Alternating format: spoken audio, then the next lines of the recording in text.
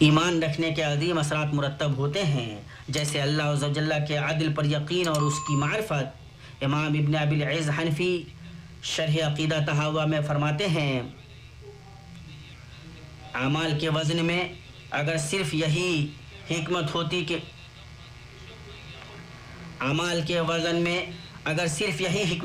کہ تمام بندوں کے لیے اللہ کے عدل کا ظہور ہو تو بھی یہ حکمت بہت تھی، اس لیے کہ اللہ کو سب سے بڑھ کر عذر پسند ہے، اسی لیے اس نے رسولوں کو ڈرانے والا اور خوشخبری سنانے والا بنا کر بھیجا، جبکہ اس کے پیچھے تو ایسی ایسی حکمتیں ہیں جن کی ہمیں خبر نہیں۔ اللہ تبارک و تعالیٰ کا فرمان ہے، پس جس نے ذرہ برابر نیکی کی ہوگی وہ اسے دیکھ لے گا، اور جس نے ذرہ برابر برائی کی ہوگی وہ اسے دیکھ لے گا۔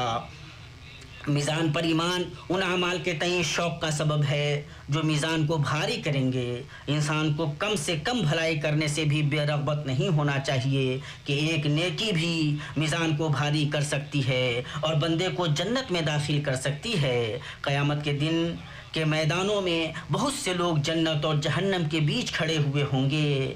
یہ وہ لوگ ہوں گے جن کی نیکیاں اور برائیاں برابر ہوں گی۔ وہ جنتیوں کو دیکھیں گے اور انہیں ان کی علامتوں سے پہچان لیں گے اور ایک نیکی کی تمنا کریں گے اور ایک نیکی کی تمنا کریں گے تاکہ وہ ان کے ساتھ ہو جائیں، لیکن انہیں اس کی سکت نہیں ہوگی۔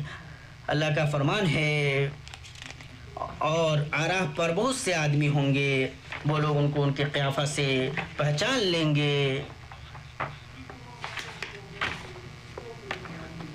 اور اہل جنت کو پکار کر کہیں گے السلام علیکم۔ ابھی یہ اہل آراف جنت میں داخل نہیں ہوں گے اور اس کے امیدوار ہوں گے، اور جب ان کی نگاہیں اہل دوزخ کی طرف پھریں گی تو کہیں گے اے ہمارے رب، ہم کو ان ظالم لوگوں کے ساتھ شامل نہ کر۔ وہ جب تک اللہ چاہے گا راہ پر روکے رکھے جائیں گے، پھر اللہ تعالیٰ اپنی رحمت سے انہیں جنت میں داخل کرے گا۔ اور صحیح مسلم میں ہے، اللہ کے نبی صلی اللہ علیہ وسلم نے فرمایا، کسی بھی بھلائی کو حقیر نہ جانو، گرچہ تم اپنے بھائی سے کسی بھی بھلائی کو حقیر نہ جانو، گرچہ تم اپنے بھائی سے حشاش بشاش چہرے سے ہی ملو۔ اللہ کا فرمان ہے، پھر جس کے پلڑے بھاری ہوں گے تو وہ دل پسند آرام کی زندگی میں ہوگا، اور جس کے پلڑے ہلکے ہوں گے اس کا ٹھکانہ ہاویہ ہے۔ تجھے کیا معلوم کہ وہ کیا ہے؟ تجھے کیا معلوم کہ وہ کیا ہے؟ وہ تند و تیز آگ ہے۔ اسی طرح میزان پر ایمان ان برائیوں سے دوری کا سبب ہے جو بھلائیوں کو ختم کرتی ہیں، جیسے برے اخلاق اور بندوں کی عزتوں کی پامالی۔ سنن ترمذی میں ہے، اللہ کے نبی صلی اللہ علیہ وسلم نے فرمایا، تم جانتے ہو مفلس کون ہے؟ انہوں نے کہا، اے اللہ کے رسول، ہم تو مسلف اسے سمجھتے ہیں جس کے پاس نہ درہم ہو اور نہ ساز و سامان۔ آپ صلی اللہ علیہ وسلم نے فرمایا، میری امت کا مفلس وہ ہوگا جو قیامت کے دن اپنی نماز، روزہ اور زکوٰۃ لے کر آئے گا اور اسے گالی دی ہوگی، اس پر بہتان لگایا ہوگا، اس کا مال کھایا ہوگا، اس کا خون بہایا ہوگا اور اسے مارا ہوگا، پھر وہ بیٹھے گا اور یہ اس کی نیکیوں میں سے بدلہ لے گا اور یہ اس کی نیکیوں میں سے بدلہ لے لے گا۔ اب اگر اس کی نیکیاں اس کے گناہوں کے بدلہ سے پہلے ختم ہو جائیں گی تو ان کے گناہوں میں سے لے کر اس پر لادا جائے گا اور پھر اسے جہنم رسید کر دیا جائے گا۔ مسلمانوں، جب قیامت کے دن بھلائیاں اور برائیاں دونوں وزن کی جائیں گی تو زیرک اور عقل مند انسان وہی ہے جو قیامت کے دن اس حال میں آئے کہ اس نے بہت سی بھلائیاں کی ہوئی ہوں اور اپنی میزانوں کو باقی رہنے والی نیکیوں سے بھاری کر لیا ہو، پھر جب اس سے کوئی لغزش ہو اور اس کی نیکیوں میں سے کچھ لی جائے تو اس کے پاس اتنی نیکیاں بچے جو اسے جنت میں پہنچا سکتی ہوں۔ اور مصنف ابن ابی شیبہ میں ہے، عمر رضی اللہ عنہ نے فرمایا، اپنے نفس کا محاسبہ کرو قبل اس کے کہ تمہارا محاسبہ ہو، اور اپنے آپ کو وزن کرو قبل اس کے کہ تمہیں وزن کیا جائے، اور بڑی پیشی کے لیے آراستہ ہو جاؤ۔ جس دن تم پیش کیے جاؤ گے اس دن تمہاری کوئی چیز پوشیدہ نہیں رہے گی۔ ایمانی بھائیو، ابھی وبا باقی ہے، اس لیے ہمارے لیے ضروری ہے کہ ہم وزارت صحت کی ہدایات پر عمل کریں، اور یہ ولی الامر کی اطاعت میں سے ہے تاکہ وبا کو پھیلنے سے روکا جائے، اور یہ شرعی ذمہ داری ہے تاکہ جانوں کی حفاظت ہو۔ بہت سے لوگ ہدایات سے لاپرواہی برتتے ہیں اور خود اپنی زندگی کو اور دوسروں کی زندگی کو اس سے دوچار کرتے ہیں جس کا انجام اچھا نہیں ہوتا۔ ہم اللہ جل جلالہ سے اس کے اسماء الحسنی اور صفات عالیہ کے واسطے سے سوال کرتے ہیں کہ وہ ہم میں سے وبا اٹھا لے اپنی رحمت، فضل اور جود و کرم سے۔ اے اللہ، اے حی و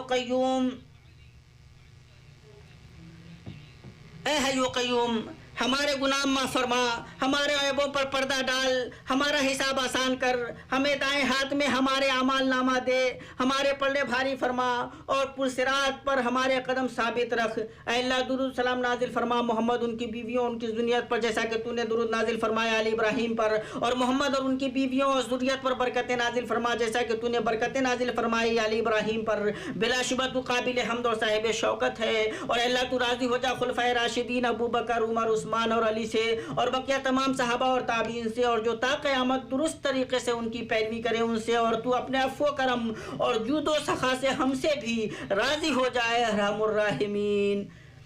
اے اللہ، اسلام اور مسلمانوں کو غلبہ عطا کر، اے اللہ اسلام اور مسلمانوں کو غلبہ عطا کر، اے اللہ اسلام اور مسلمانوں کو غلبہ عطا کر۔ اس ملک کو اور بقیہ مسلمانوں کے تمام ملکوں کو پرامن اور پرسکون بنا۔ اے اللہ ذوالجلال والاکرام، ہر جگہ مسلمانوں کے احوال درست فرما۔ اے اللہ، ہم تیرے فضل و احسان اور جود و کرم سے مانگتے ہیں کہ تو ہمیں ہر برائی اور ناپسندہ چیز سے محفوظ رکھ۔ اے اللہ، ہم ناقابل برداشت بلا سے، ہلاکت سے، سوء قضا سے اور ایسی مصیبت سے تیری پناہ چاہتے ہیں جس سے دشمن کو خوش ہونے کا موقع ملے۔ اے اللہ، تو مہنگائی، وبا، ریا، زنا، زلزلہ، آزمائش اور ظاہر و باطن برے فتنوں کو ہم سے دور کر۔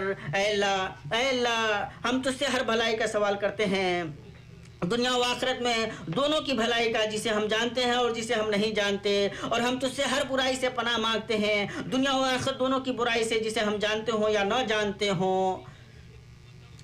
اے اللہ، ہم تجھ سے جنت مانگتے ہیں۔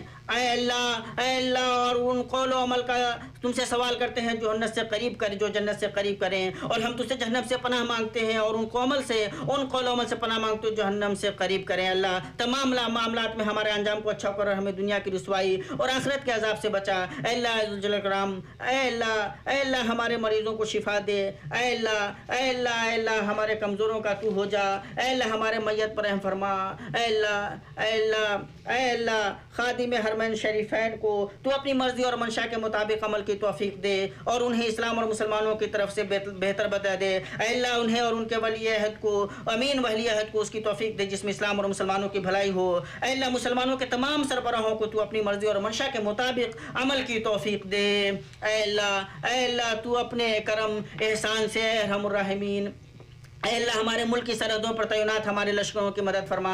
تیرے سوا کوئی معبود برحق نہیں۔ اے اللہ تیری ذات پاک ہے۔ اے اللہ ہم ہی ظالموں میں سے ہیں۔ اے